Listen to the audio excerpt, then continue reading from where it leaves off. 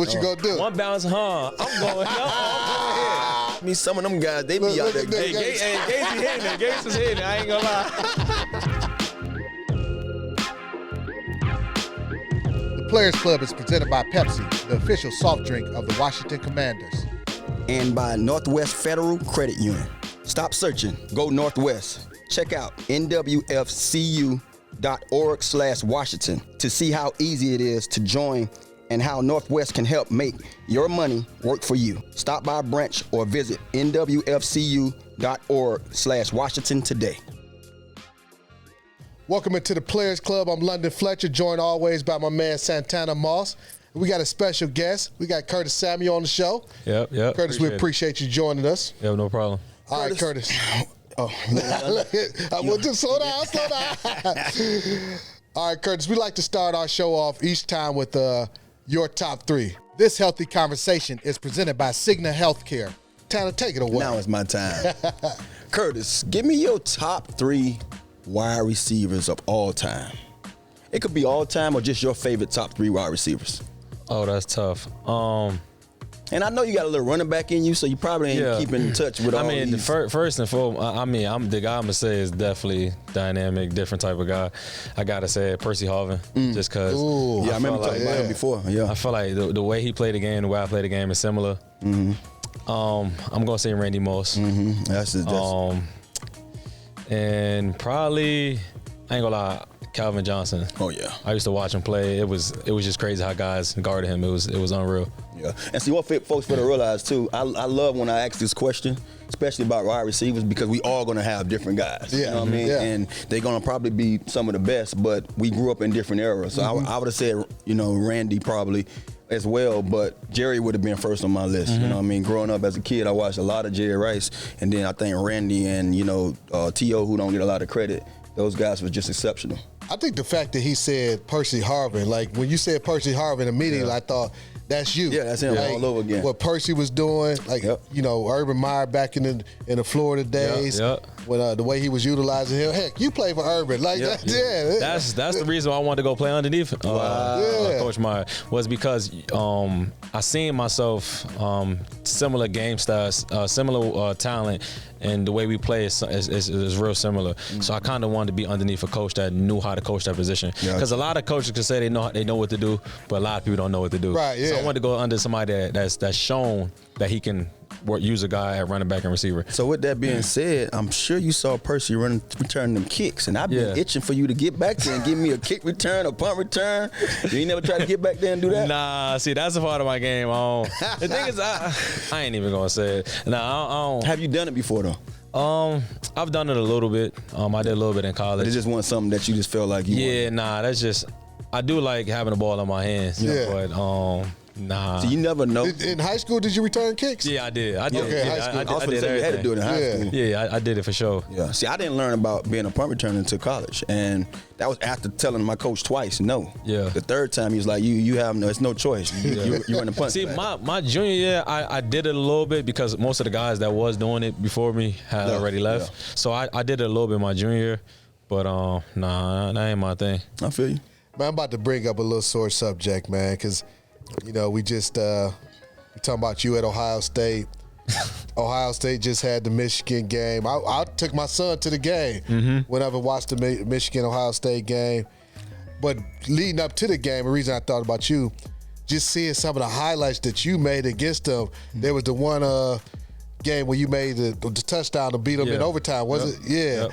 What's that rivalry like for you, just that Ohio State-Michigan rivalry? It was real, man. It was just a lot of it just comes down to toughness pretty much, you know what I'm saying? Because they got athletic guys, we got athletic guys, and that's all over all over college, but those two schools specifically have great athletes. Right. So what separates you? You know what I'm saying? And it got to be toughness.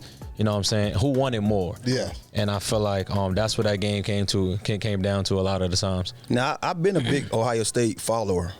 Joey Galloway, Terry Glenn, those two guys I grew up watching. I remember the Game Breaker. Remember the Game Breaker? Yeah. Yes. I used to love that. I remember in high school telling myself, when I make it here and have the same abilities that Joey Galloway have, that's when I know I arrived on the college level, and I did.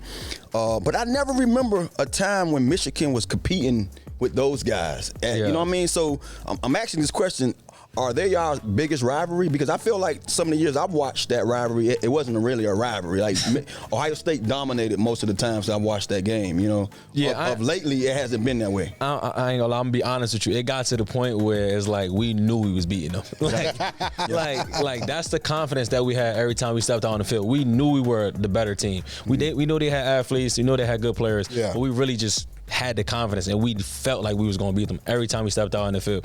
I mean, the scores could be close, but we knew we was going to win that game. And I feel like it showed a lot. You know, I mean, just it's a lot of tough plays that got to be made, a lot of tough calls that got to be made, and I feel like no matter what, that whole year, we know if one game we got to win is that game. Oh, wow. And we never lost. Hey, man, so they done won 3 in a row against Ohio State. What do you guys got to do to kind of flip that switch?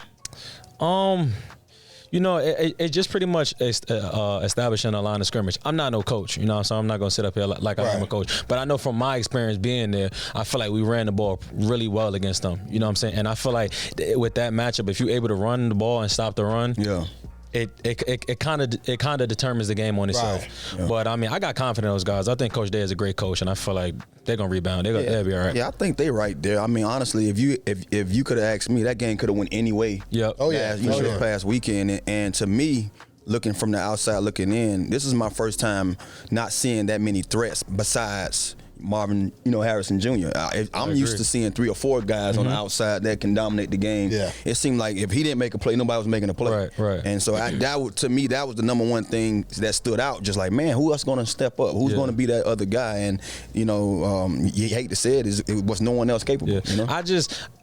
I feel like, because I always say this just because I know just from playing, it's a lot of guys that really have the ability and really have the talent, but you just don't know. Yeah. You know what I'm saying? And I feel like you have to build those guys' confidence up early in the season and can't just expect them to make that flurry in that game. So, a lot of that's a big game, you know what I mean? So a lot of those guys probably wasn't prepared for the moment as they should have been. But, I mean, I know Coach Harlan, I know he does a great job with those receivers and a lot of those guys. And I know that next year they're going to be more focused on getting everybody and more involved than just having one receiver. Time for the player profile presented by Pepsi, the official soft drink of the Washington Commanders. We want to take you back now to Brooklyn, your Brooklyn days. Not on the football field, but on the hardwood. Used to be a hooper, man. I play a little bit of ball. Nothing too crazy. I did a little bit. Brooklyn, we had you on the podcast, the Players Club last year. We talked about your hoop days, man. But for people who this is their first time seeing this, talk to us about your hoop days, man. I never played basketball and for my high school, but I always played basketball in the neighborhood. Like, I'm talking about all the tournaments during the summertime. My homeboys knew they had to have me on the team. Really? Like, my athletic ability, but a lot of people don't know. I was a little bit of baller. I ain't gonna lie. I ain't had the handles.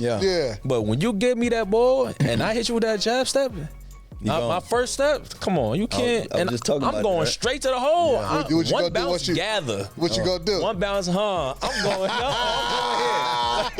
Like, I ain't got the dribble. I ain't doing none of that. I'm one step and I'm going right to the hole. Yeah, I was just telling him that I wasn't a basketball player I didn't play in high school either, but I can play. Right, That was my game. Like, I was going to go to the lane, and I was the guy that can dunk because I was a jumper. I was a triple jump, long jumper.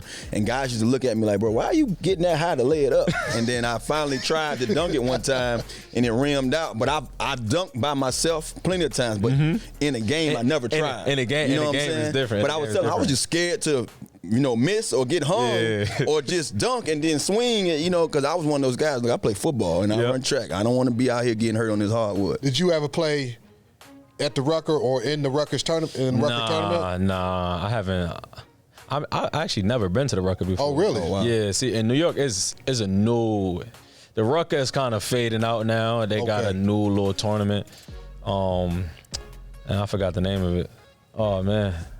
How was that environment though? Like just from, I know you say you never been there, but just from the stories you've probably heard or the pictures you've seen growing, I'm pretty sure because being in New York, you've seen the many pictures of it. What if you had to describe it? How is it like when it comes to just the people there and their environment itself? They go hard for basketball. I'm not even gonna lie. Like I done been to a lot of those types of environments before, and you gotta come with it. Yeah. Like I'm talking, this dude's right next to you. In your ear, talking like they on you. Like in New York playing ball, you got it. Like you really got to know how to play ball because dudes will embarrass you. Because that's what they trying to do. They trying to embarrass you out there. That's what they do. If you ain't coming with it, they gonna run you out of there. Let me ask you this: were you a Knicks or a Nets fan growing up? Or neither. Dang, it's gonna be sad, man. Neither.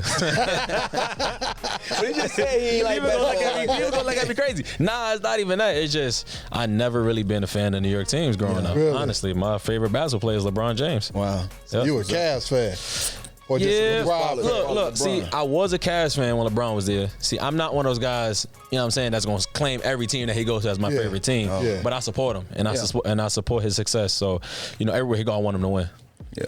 All right, man. So we're going to keep this show rolling with more of Curtis when we get back. Fans, this weekend is our annual toy collection for the Marines Toys for Tots Foundation. Please bring a new toy, unwrapped toy, or cash donation to place in these bins located around FedEx Field. Let's make a difference this holiday season. Welcome back to the Players Club. It's your boy, 8 to the 9, with my main man, the Hall of Famer, hopefully, London Fletcher, and our guy over here. To me, this guy was our unsung hero throughout the season on the offense, Curtis Samuel.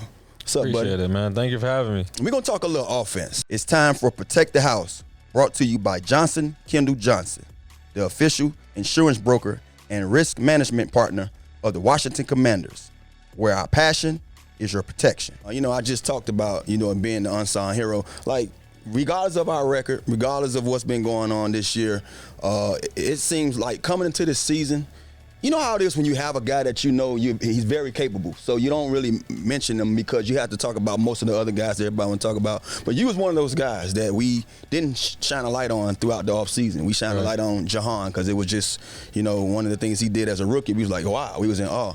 But before the season started, I'm like, hey, don't forget, Curtis is here, and right now we've been talking to him as third receiver, but he can easily be 1, 2, and he's a guy that's very capable.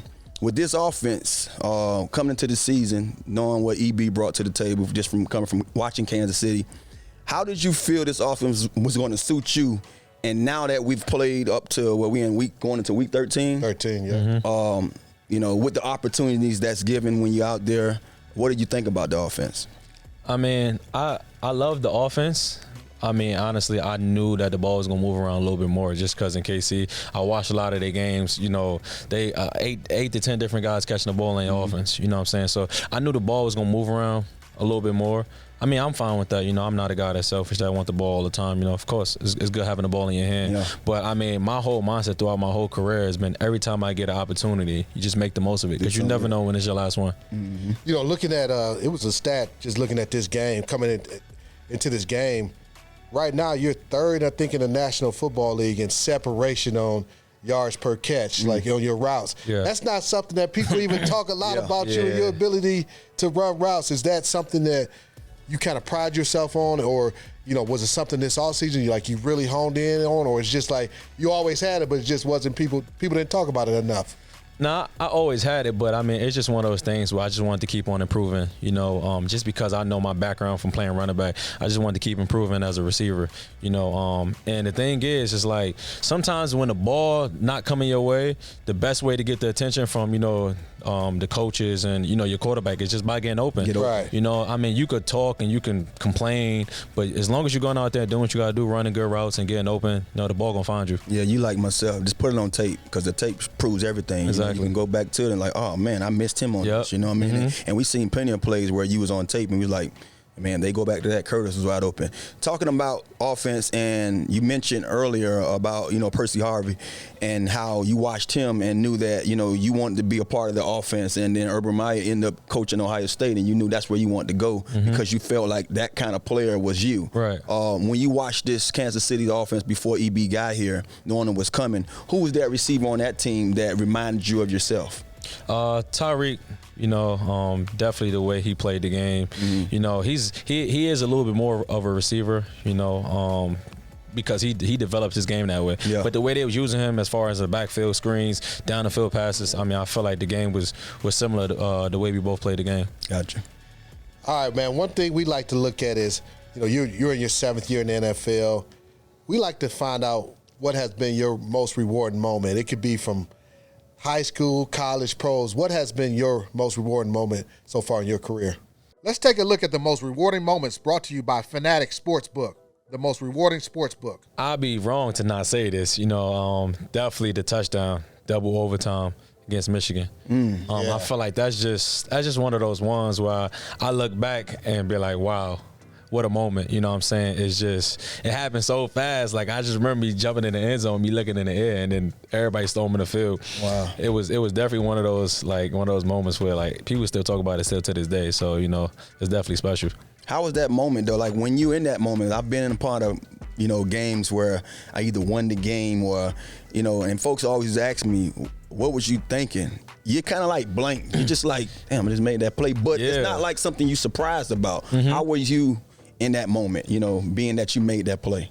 Definitely wasn't surprised by it. It was just like, I just was playing, you know what I mean? I wasn't thinking too much about it, like, I got to go out there and make a play. I feel like that's when you mess up. I'm just going out there playing. And I feel like with my talents and my abilities, I feel like I separate myself by just going out there and just playing football. You know what I mean? Once I got the ball and I cut up the field, I'm like, it's over. And back in that moment, I still don't even understand. I didn't get it. It was just like, we won the game. But I look back now and it's just like, wow. It was different. The energy. I just seen Coach Meyer fall to the floor. Like, the magnitude of that game was so intense. Like, just looking back at it is crazy. Well, we could talk about that all day. We're going to get back talking about highlights after this break. Welcome back to the Players Club. London Fletcher, Santana Moss, Curtis Samuel. We're about to take a look, Curtis, at some of your top plays from this season. Let's take a look at Curtis driving towards greatness, presented by Eastern's Automotive Group. Any car, any way, for everyone since 1988. Then we're going to start you off with a touchdown against the Chicago Bears, man. Take us through what you were thinking on this play. This play, we kind of figured that they probably was going to go man-to-man coverage. In the red zone, you got to get hungry. You don't get too many opportunities down there. And it's really hard to score on this leg. I seen man-to-man coverage. I seen the dude sitting inside leverage. I'm like, oh, yeah, this is easy money right here. How you get so wide open? That's baked chicken. That's crazy. That's probably because he got Terry down there. They probably worried about him. All right, we got this second play here. It's a run in the Philly game. This is easy money right here. Yeah, easy money right there. Tell me what was going through your mind before the play happened, though. Honestly, you on this play, it was coming, so you like the whole week at practice. I'm like, hey, I hope Sam give this ball. I know it's gonna be a touchdown. Like, this is the first time I think we ran this play all season. Jet motion on the goal line. I don't care if anybody's out there. I don't feel like nobody's gonna beat him to the pylon. They're gonna beat him to the pylon with speed. And I seen how easy it was. And I was like, let's do it. That's at the little eagle wave. Yeah, I was doing the little fake little eagle joint, and I was laughing at one of the dudes in the crowd because he was mad. You ready to dance too, so I know you had something in store. Man. I be ready to dance. Right. I save certain moves for certain types of touchdowns. Like, it got to be something crazy for me to pull something out. Atlanta, what you did? What was the touchdown dance celebration you did in Atlanta? Or against What?